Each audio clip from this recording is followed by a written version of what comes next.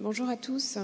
Effectivement, notre intervention ne rentre pas précisément dans le cadre des douleurs liées aux soins, provoquées par les soins, parce que chez les personnes atteintes du trouble du spectre de l'autisme, on a déjà des problématiques de diagnostic et de dépistage de la douleur. Donc on a essayé de s'atteler à cette prise en charge. Donc, les troubles du spectre de l'autisme sont des pathologies neurodéveloppementales qui apparaissent avant l'âge de 3 ans et qui persistent à l'âge adulte.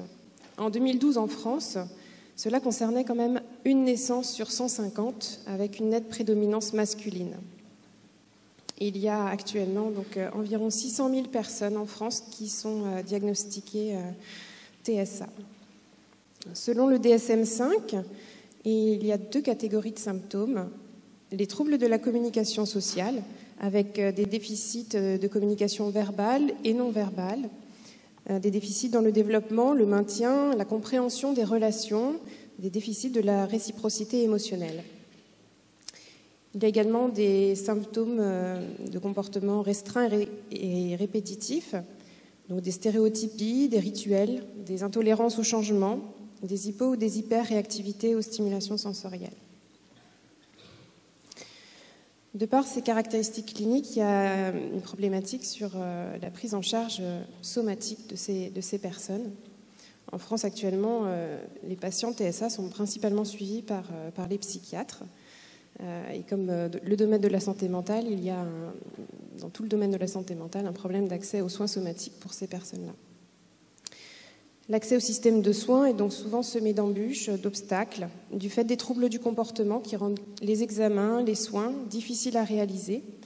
Ils ont aussi une expression de la douleur qui est différente ou atypique. On a du mal à trouver des généralistes ou des spécialistes qui acceptent de les prendre en charge, parce que pour la plupart du temps, ils en ont un peu peur, ils ne savent pas comment les aborder, par manque de formation spécifique. Vous connaissez tous les problématiques de la T2A avec la tarification à l'activité, qui est donc défavorable à tous les actes qui ont une faible technicité, où il y a besoin d'un engagement personnel important et une durée de consultation longue. Et pour les quelques services qui acceptent de prendre en charge ces patients, les délais d'attente pour obtenir une consultation sont souvent longs, en moyenne plus de 6 mois. Le Centre régional douleurs et soins somatiques en santé mentale et autisme, qui a été créé en 2013, c'est une idée du docteur Saravan. Et donc le rôle de ce centre, ça a été de prendre en charge les affections somatiques de ces populations, d'évaluer, de traiter la douleur, mais aussi de faire de la recherche dans ce domaine-là, parce que du coup, on pourra évaluer et traiter correctement la douleur dans ces populations-là quand on saura vraiment comment ils la vivent au quotidien. Le centre a aussi pour vocation donc, de coordonner la prise en charge de différents professionnels. Il y a un espace et un temps dédié. C'est une salle de consultation donc avec un lit médicalisé, possibilité d'utiliser le gaz de Méopa, et puis on utilise aussi de temps en temps le P-Pushboard. Les consultations durent en moyenne 1h30, donc vous voyez qu'à la T2A, c'est compliqué.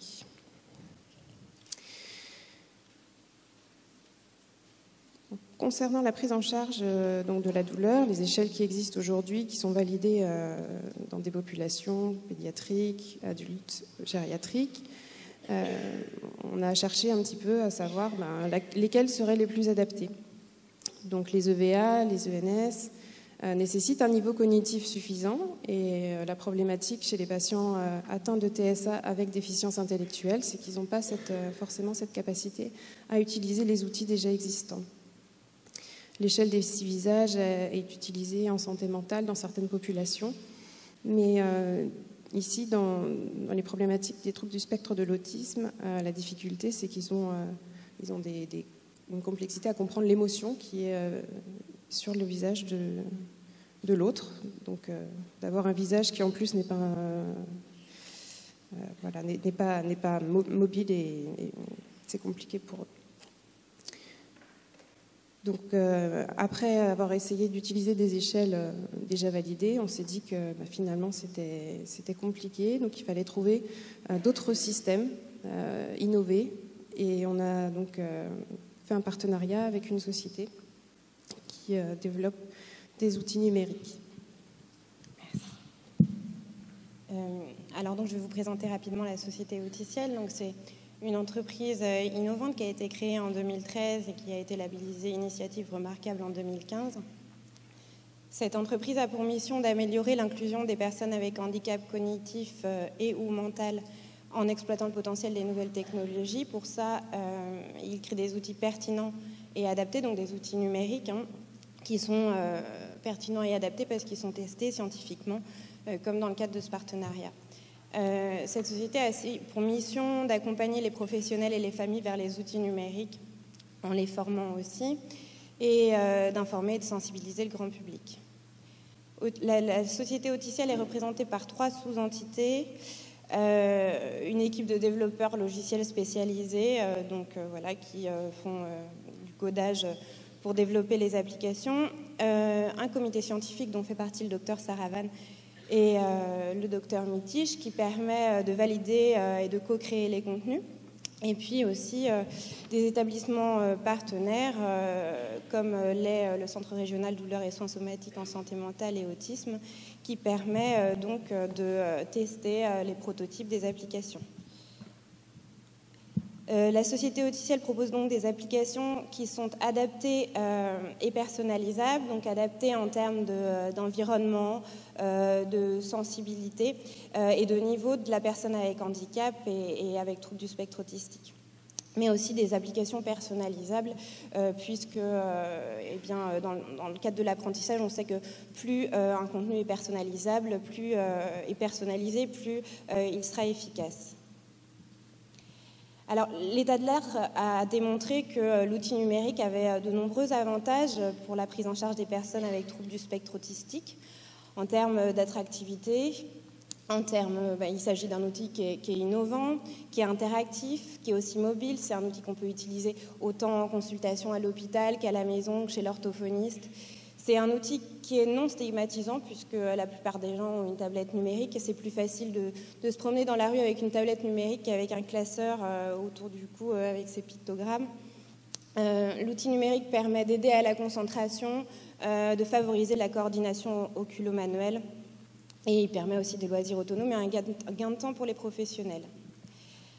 Alors le partenariat a débuté en fait vraiment dans le contexte de la validation et de l'amélioration d'un outil d'aide à l'expression des émotions et des ressentis, en particulier de la douleur.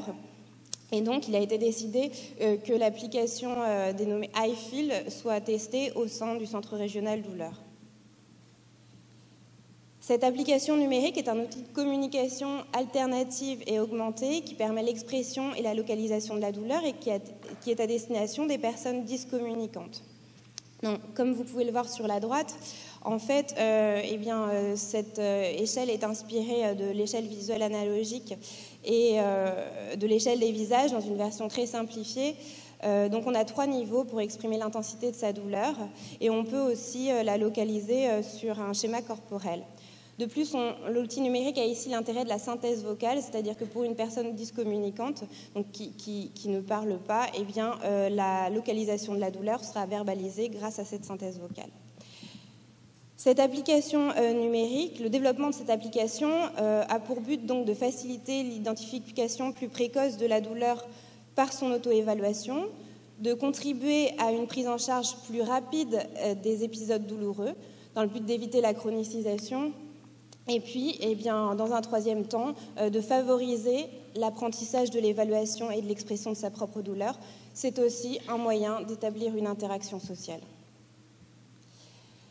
Cette étude a été réalisée en 2 phases. La première phase, dont les objectifs étaient d'évaluer la pertinence de ce contenu applicatif, aussi de se faire une idée de la perception des patients et de leur entourage de cette application numérique. Et puis aussi d'analyser la concordance entre la localisation de la douleur lors de l'examen clinique, le chiffre obtenu à l'échelle d'hétéroévaluation et l'auto-évaluation par le patient avec iFeel concernant l'intensité et la localisation de sa propre douleur. Les résultats de cette première phase ont été les suivants. On a donc eu un retour des professionnels, des médecins, des infirmières, des professionnels soignants sur le prototype de l'application, et des améliorations ont été réalisées et sont en cours par les développeurs de la société. On a noté aussi des difficultés d'usage sans apprentissage préalable, c'est-à-dire que pour des enfants qui avaient jamais, ou des personnes qui n'avaient jamais touché une tablette et qui n'avaient pas de notion du schéma corporel, alors l'application était difficile à utiliser. Cependant, si la tablette et le schéma corporel est maîtrisé, alors on obtenait des scores de corrélation de 100% concernant la localisation de la zone douloureuse. À l'issue de cette première phase, la deuxième phase vient de commencer. Donc, des améliorations sont nécessaires en fait avant un test de longue durée qui correspond à cette deuxième phase. Tout d'abord, l'implémentation d'une échelle simplifiée des taux-d'évaluation de la douleur, c'est-à-dire une échelle qui soit vraiment adaptée aux personnes avec troubles du spectre autistique, qu'Isabelle vous présentera ensuite, et d'un journal de description des comportements.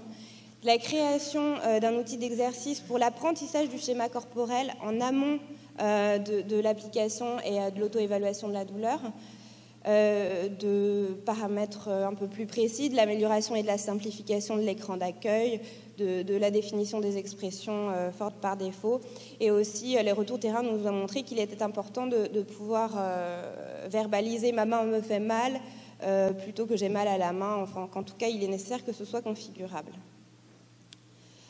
Les tests de longue durée, en tout cas les premiers, auront lieu au sein d'un lieu de vie, donc d'une masse, et ils pourront fournir des informations quant aux douleurs manifestées dans le quotidien et pas simplement de manière ponctuelle sur des consultations. Donc avant, pendant et après les consultations. Ça pourra donner aussi des informations sur la fréquence d'utilisation de l'application, et qu'il puisse avoir un lien entre le journal de description des comportements auto- ou hétéro-agressifs et un journal de reporting de la douleur, qui nous permettra alors d'évaluer une concordance justement entre ces comportements auto- ou hétéro-agressifs et un épisode douloureux. Et cette deuxième phase aussi consistera en une évaluation qualitative auprès des accompagnants.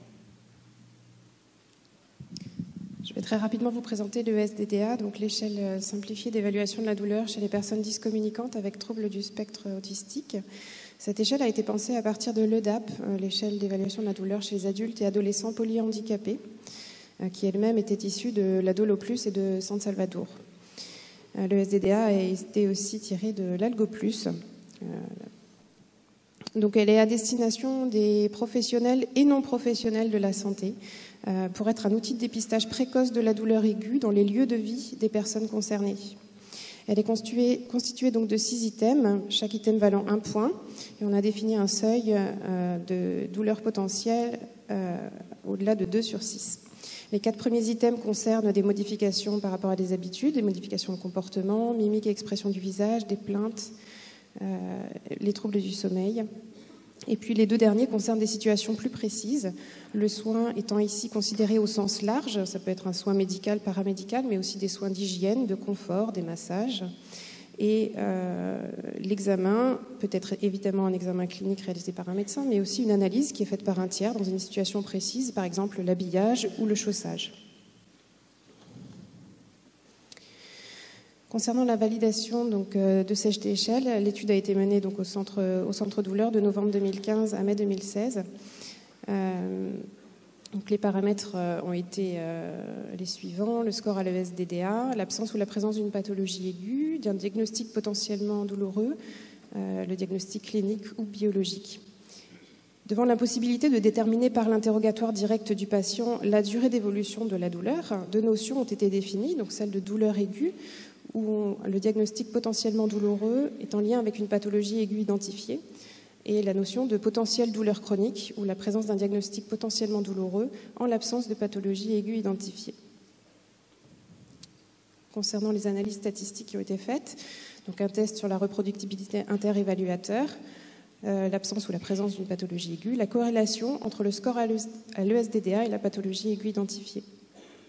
Les variables d'intérêt qui ont été analysées, donc le score, la pathologie aiguë, le diagnostic potentiellement douloureux. Il y a eu des définitions arbitraires. En dehors des pathologies aiguës, infectieuses ou inflammatoires, d'autres diagnostics ont été inclus. Donc la constipation, les problématiques orthopédiques, l'épilepsie, les infections Helicobacter pylori, les troubles de l'accommodation non corrigés. D'autres variables, donc le diagnostic clinico-biologique, les appareils atteints par des pathologies identifiées. Je vous présente uniquement les premiers tableaux. Si vous voulez plus de renseignements, n'hésitez pas à contacter le Centre régional douleur pour avoir l'intégralité des premiers résultats. Donc 148 patients ont été évalués, dont 54 en double évaluation. Donc la validité de la reproduction interévaluateur a été calculée par le calcul des coefficients kappa et kappa pondérés qui montraient une concordance élevée. Et concernant la répartition, donc vous voyez les deux graphiques ci-dessous. Donc dès qu'on a un score supérieur ou égal à 2, dans plus de 65% des cas, on avait retrouvé une pathologie aiguë à l'examen clinique. Alors que dans les scores inférieurs à 2, aucune pathologie n'était identifiée dans plus de 83% des cas. Quand on a fait une analyse score par score, on montrait qu'à partir d'un score de 2, il y avait une inversion, alors qu'on avait plus de 80% d'absence de pathologie aiguë en dessous de 2. À partir du score de 50, on trouve une pathologie aiguë dans un cas sur 2. Les principaux sièges de douleurs retrouvés étaient des pathologies problématiques digestives et ORL. Et dans les cas où on a trouvé des scores inférieurs à 2, où il y a quand même eu des probables douleurs aiguës, c'était des problématiques principalement dermatologiques et dentaires. Donc les résultats statistiques sont encourageants et montrent que le SDDA peut être considéré comme un outil d'identification d'une douleur aiguë et que le seuil de 2 semble être pertinent pour détecter les situations potentiellement douloureuses. Je vous remercie de votre attention.